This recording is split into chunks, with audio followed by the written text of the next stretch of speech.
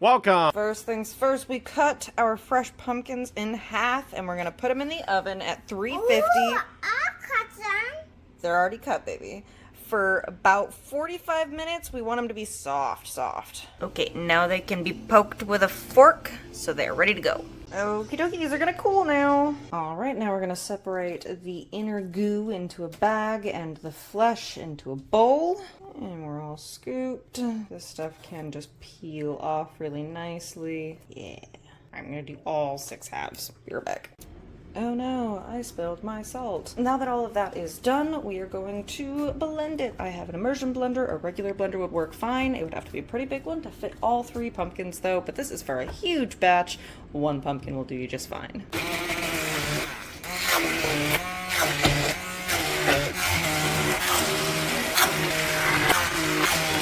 Now it's a smooth consistency all the way through, but it's also mostly water right now. I have to get that out. Really should be doing this with a cheesecloth, but I apparently have lost all of mine. So I have a colander and a clean towel that has a pumpkin pattern on it, so it's gonna work. It's got a pumpkin pattern. We're doing it. We're doing it. It's gonna be fine. Fingers crossed. It'll work still. It'll still function. All right, now it's going to sit in this other bowl and it can sit here for anywhere from an hour to overnight. Just leave it in the fridge. Here we are the next day. I have 7 cups of flour. It would be 2 cups for 1 batch. I'm making 2 batches, but I did want to show you when measuring out flour with a cup, it's important to not scoop with this because then you'll end up with way more flour than you want. So you gotta stir this up, make it nice and fluffy, and then dump it in with a different spoon. Keep it as fluffy as possible so your measurements can be as accurate as possible.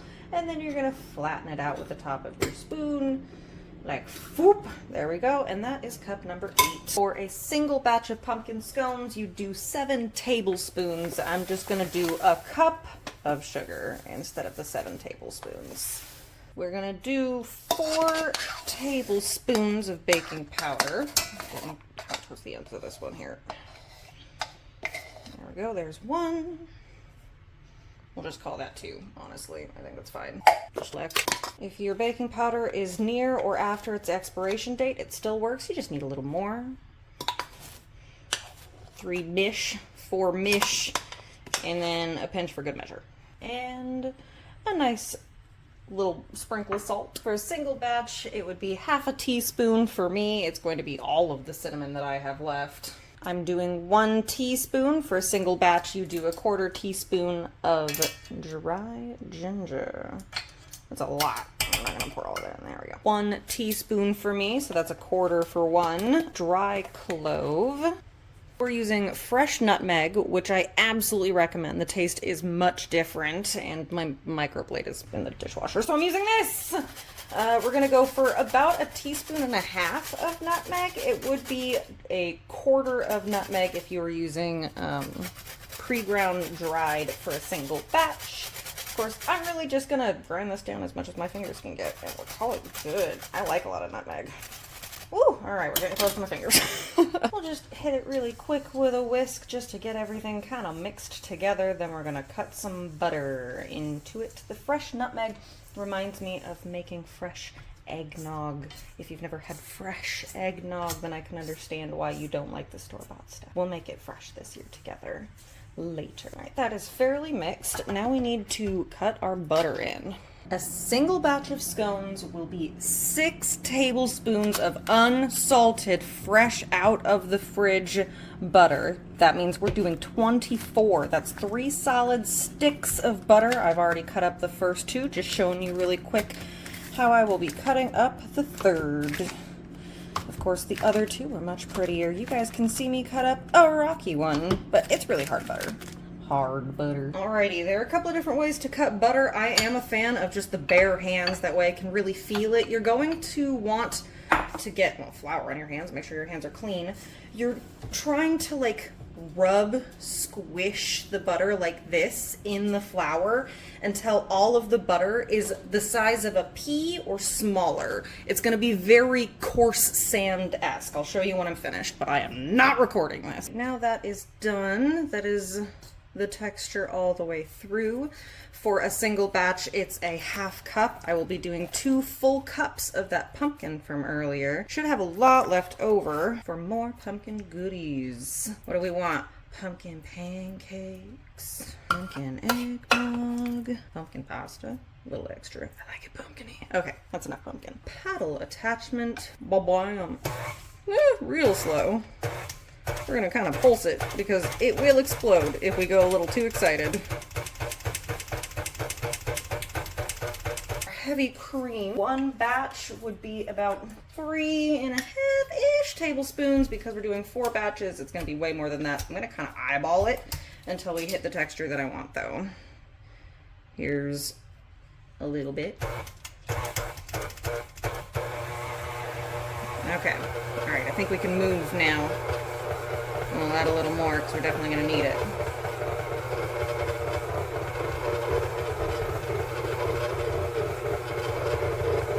Man, I wish I had a dough hook. As I said it, I remember that I do have a dough hook. So let's get this traded out. Okay, now we have a dough hook. Should be much easier now. Yeah, there we go. More. Give me more. Yes. Yes. Gotta scrape the sides. Alright, sides are scraped a little bit. It is still very dry at the bottom though, so we're gonna turn it on and pour this down. And put way too much. Let's hope that that is exactly the correct amount instead. Guys, I swear I do this all the time. Alright, we're actually at a really good texture now. It might have actually been the perfect amount of cream, and we might have lucked out there. Now we're gonna tip this out onto a floured surface and hand mix it. Alright, clean it, hit it with a bench scraper, and then flour. Flour, flour, flour. Alright, oh, and then we tip out our dough. Come on, dough. Ooh, that is actually quite well mixed already. Hey, we got some in here though. Now we have a big old dough ball and we're going to fold it a few times. Oh yeah, get some of that gluten in there, some of that stickiness out of here. Fold in some of that left flour, distribute some of the moisture, and we're creating some really nice layers with all of that broken down cold butter. That's why we want the butter to be cold, so that way it creates a nice layering. Ooh, if you can see, it's still a little poofy in there. Okay, more folding to do. Bench scraper. Okay, now I need to separate this into 4 equal parts. I made 4 batches. 4. Somehow, I ran out of saran wrap in preparation for this, so we're gonna try it with Ziploc bags, and it should be, I don't know, sorta okay. Alrighty, we have 4 more or less equal parts. Ooh, a sugar rock. It's best to keep your hands sort of floured when working with this sticky dough so it doesn't stick to you as much. We're going to try to make a nice, maybe 1.5 inch thick circle. Now, you can cut it into 1/6 or 1/8. It's a matter of preference. I will be slapping this some more. Bench scraper. Right down the middle. You don't want to tear this dough or else you'll also ruin the way that the butter melts and it will no longer have nice lineage. Lineage is an official baker word. It's called lamination, but like, put them onto our baking sheet and give them space to expand, putting them on the tray. And then we're going to brush them. Let me get all of them cut up. Now, everybody does their egg wash a little bit different. I'm going to do it with 1 egg and a tablespoon of sugar. No, we're not measuring out that tablespoon because this isn't really the baking part. We just want it to be a sweet egg.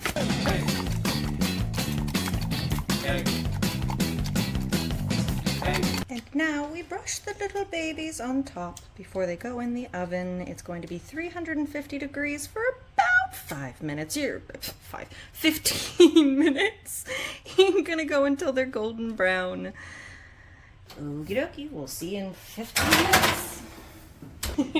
Put the second batch in at 400 degrees for 18 minutes, and I like how they turned out a lot better. Now we get to wait until these are completely cool. Now we're going to take some powdered sugar and add just a little bit of cream to it with a splash of vanilla. I'm using imitation because I'm broke.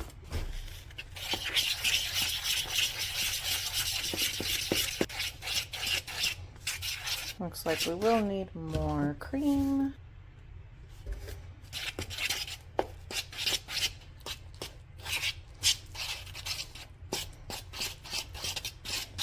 Just a little more. It'll be fairly thick. There we go. Now it is smooth enough to go on top. For the first layer, we just spoon it on top and give it a little spread.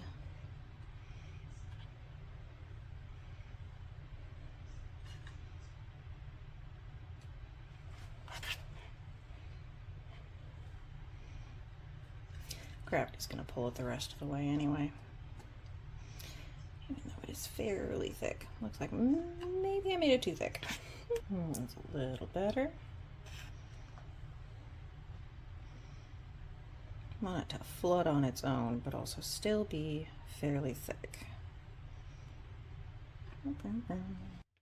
First layer is done. Now we're going to put some pumpkin spice mix, I'm out of cinnamon, into this stuff and put it in a plastic bag. Twist it a couple of times, and you're going to squeeze from the top, and we're going to snip ever so slightly. It will be a little bit messy. It's time to just zigzag across the whole plate. Zig, zig, zig, zig, zig, zig, zig. Woo! Zig, zig, zig, zig, zig, zig. It's a little uneven. It's a little messy. I would have done better if I weren't feeling awkward on camera, but hey, another edible. Delicious. Done.